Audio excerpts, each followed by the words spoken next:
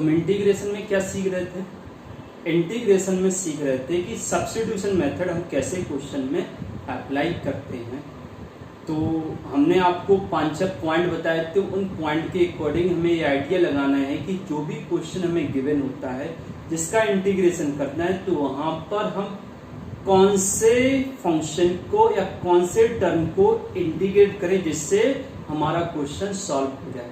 तो एक हमने क्या बोला था कि आप जितने ज्यादा से ज्यादा क्वेश्चन प्रैक्टिस करोगे उससे आपका एक्सपीरियंस बढ़ेगा और क्वेश्चन सॉल्व करना फास्ट क्लिक होगा कि किसको हमें टी सब्स्टिट्यूट करना है। तो हमने लास्ट क्लास में काफी क्वेश्चन सॉल्व कर लिए थे। अब हम आज की क्लास में जो हम 7.2 एक्सरसाइज सॉल्व कर रहे थे उसमें 25 क्वेश्चन, नंबर देखिए कैसे सॉल्व करना है। इंटीग्रेशन ऑफ 1 अपॉन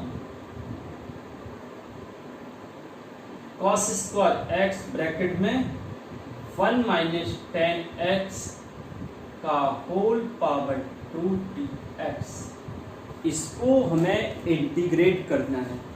तो यहाँ पर हमने काफी पॉइंट बताए थे। ऊपर वाले कभी पूरे फंक्शन को टी लेते हैं, कभी नीचे वाले को टी लेते हैं। दो फंक्शन इनटू में होता है तो दोनों में से किसी एक को टी लेके दूसरा कैंसिल हो जाता है। इसके बाद सीखा था यदि होल पावर जिसके ऊपर होता है होल पावर, तो शायद उसको टी लेने से हमारा काम बन जाता है। तो यहाँ होल पावर किसको, होल पावर 2 हो, 3 हो, हाफ हो, 3/2, तो होल पावर 2 किसके ऊपर, 1 + 10x के। अच्छा, अपॉन में cos स्क्वायर x है, ये ऊपर जाएगा तो क्या हो जाएगा sec स्क्वायर अपॉन में 1 माइनस 10x का होल पावर 2। तो क्या करेंगे, 1 माइनस 10x को हम t सब्स्टिट्यूट कर देंगे।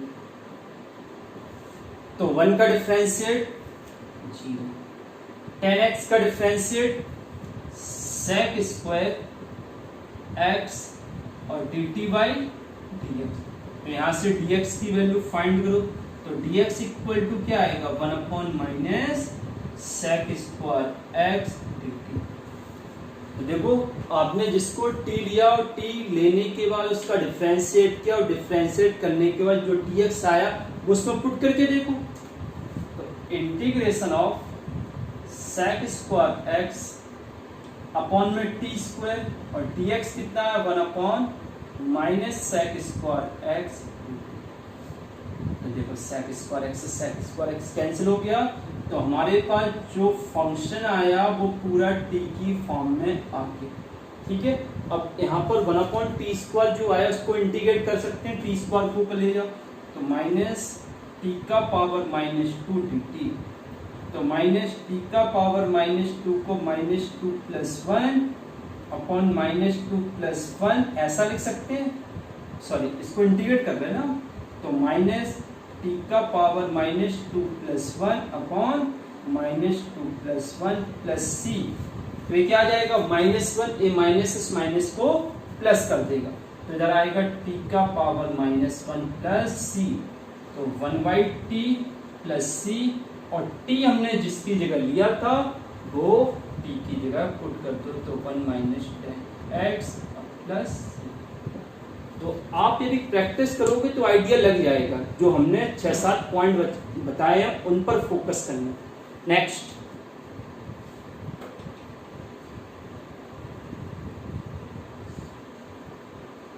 Integration of cos √x upon, फिर से वही पॉइंट, कभी कभी ऊपर को टी लेते हैं डिफरेंशिएट करते हैं, नीचे वाले को टी लेते हैं, ऊपर वाला कैंसिल हो जाए। दो फंक्शन इनटू में होते हैं तो दोनों में से किसी एक को टी लेते हैं, डिफरेंशिएट करने के बाद दूसरा कैंसिल हो जाता है। होल पावर जिसके ऊपर होता है उस फंक्शन को काफी जगह हमने सब्स्टिट्यूट किया। अब इधर देखो, हमने ये भी बताया साइन, कॉस, टेन, कॉट, सेक, कॉसेक के साथ जो एंगल होता है कभी कभी उसको भी टी सब्स्टिट्यूट करना पड़ता है। तो यहाँ पर जो कॉस का एंगल है वो √x है, तो उस √x को टी सब्स्टिट्यूट करना। कभी कभी पावर को टी सब्स्टिट्यूट किया जाता है, कभी कभी लॉग के साथ जो रहता है उसको केवल टी सब्स्टिट्यूट किया जाता है। ठीक है ना, तो √x को टी लेते हैं। √x का मतलब x to the power half equal to t. x का पावर हाफ का differentiate half x to the power half minus 1 equal to d t by d x. तो इधर आएगा 1/2 into x to the power minus half equal to d t by d x. तो इधर upon में आ जाएगा तो 1/2 रूट एक्स हो गए और equal to d t by d x. तो यहाँ पर हम डी एक्स की वैल्यू फाइंड करेंगे तो d x equal to 2 root x d t. Solve करो इसको। तो अब क्या करेंगे, डी एक्स की जगह वैल्यू पुट कर देंगे। तो इंटीग्रेशन ऑफ कॉस, इसको हमने टी लिया था, अपॉन में रूट एक्स और इधर आएगा 2 रूट एक्स और ए हो जाएगा 2। रूट एक्स से रूट एक्स कैंसिल हो गया, जो 2 इधर है वो इंटीग्रेशन साइन के आगे आ जाएगा। तो 2 integration of cos T D T. Cos T के इंटीग्रेशन का फॉर्मूला क्या होता है, तो कॉस टी का इंटीग्रेशन होता है साइन टी और प्लस सी। साथ में लेना है, हमने जो टी लिया था वो किसकी जगह लिया था, रूट एक्स की जगह। तो टी की जगह साइन रूट एक्स प्लस सी। समझ में आ गया ना। और भी क्वेश्चन देखो, ए वाला क्वेश्चन देखो, question number 27। Integration of root over sine 2x into cos 2x। Root का मतलब क्या होता है, पावर हाफ। तो इधर लिखेंगे इंटीग्रेशन ऑफ साइन 2x का होल पावर हाफ कॉस। तो उन्हीं पॉइंट में से कोई ना कोई पॉइंट तो इसमें वैलिड होगा। हमने क्या बताया था, यदि होल पावर किसी के ऊपर, जिस फंक्शन के ऊपर, उसको t सब्स्टिट्यूट करने से हमारा काम बन जाएगा। तो होल पावर किसके ऊपर, साइन 2x के ऊपर। तो साइन 2x को यदि हम t सब्स्टिट्यूट करेंगे तो इससे शायद प्रॉफिट होगा। तो साइन 2x का डिफरेंशिएट cos 2x और फिर 2x का फिर से करेंगे 2, चेन रूल से होगा ना, और dt बाई dx। इसमें डिफरेंशिएट की सारी कंडीशन, सारे फॉर्मूले हम लोगों को अच्छे से आने चाहिए। तो dx इक्वल टू क्या आ गया, 1/2 cos 2x और dt। तो बेटा प्रॉफिट हुआ ना, हमने sin 2x को t लिया, डिफरेंशिएट किया तो cos 2x, और सेकंड वाला जो x की फॉर्म में फंक्शन था वो cos 2x। अब देखो इधर इसके आगे सॉल्व कीजिए, क्या आ जाएगा। हमने t किसकी जगह लिया था, उधर t पुट कर दो, और cos 2x डिफरेंशिएट करने के बाद 1/2 cos 2x, तो इधर आएगा dt। तो cos 2x से cos 2x कैंसिल हो गया, 1/2 इंटीग्रेशन ऑफ t का पावर हाफ और dt। तो 1/2 t के पावर हाफ का integration, half plus 1/, half plus 1 और प्लस c। इसे सॉल्व करो तो इधर आएगा 1/2, ऊपर आ जाएगा t का पावर 3/2 और अपॉन में 3/2 प्लस c। तो क्या होगा, ये 2 पर पहुंच जाएगा, तो ये आ जाएगा, अच्छा 2 से 2 कैंसिल ही कर दो, तो क्या आएगा 1/3 और t का पावर 3/2, तो t की जगह वैल्यू पुट कर दो, तो ये आ जाएगा साइन 2x का होल पावर 3/2 c। तो समझ में आ रहा हम किस तरीके से t सब्स्टिट्यूट कर रहे हैं। और भी क्वेश्चन देखिए,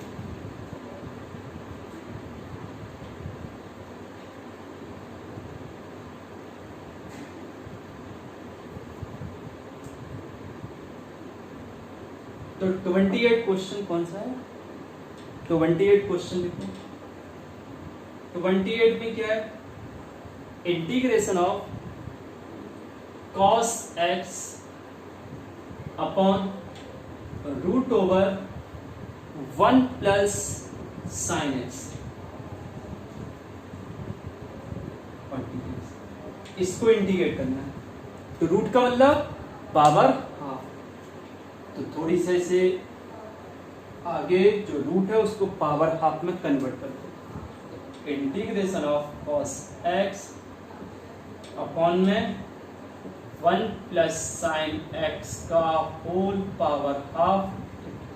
तो उन्हीं में से जो हमने पॉइंट बताए कोई ना कोई पॉइंट वैलिड होगा, तो पावर वाला होल पावर जिसके ऊपर उसको टी सब्स्टिट्यूट करके देखो, तो 1 प्लस साइन एक्स को हम टी सब्स्टिट्यूट करें तो 1 प्लस साइन एक्स का डिफरेंशिएट 1 का 0, साइन एक्स का कॉस एक्स और टी का D t by d x. तो dx की वैल्यू कितनी आएगी 1 अपॉन कॉस एक्स और dt। अब इसको सॉल्व करो तो इंटीग्रेशन ऑफ कॉस एक्स और इधर 1 प्लस साइन एक्स इसको लिखेंगे t का पावर हाफ, और इधर आया 1 अपॉन कॉस एक्स और dt। तो cos x से cos x कैंसिल हो गया, 1 अपॉन t का पावर हाफ, तो t का पावर हाफ को ऊपर ले जाएंगे तो t का power minus half dt। Integrate करूं मतलब फॉर्मूला पावर n वाला, तो t का पावर half plus 1 upon half plus 1 plus c। तो कितना हो जाएगा ये कितना आएगा t का पावर half upon half plus c के ऊपर जाएगा, और हाफ का मतलब रूट, और t हमने किसकी जगह लिया था 1 प्लस साइन एक्स। समझ में आ गया। और भी क्वेश्चन देखो नेक्स्ट।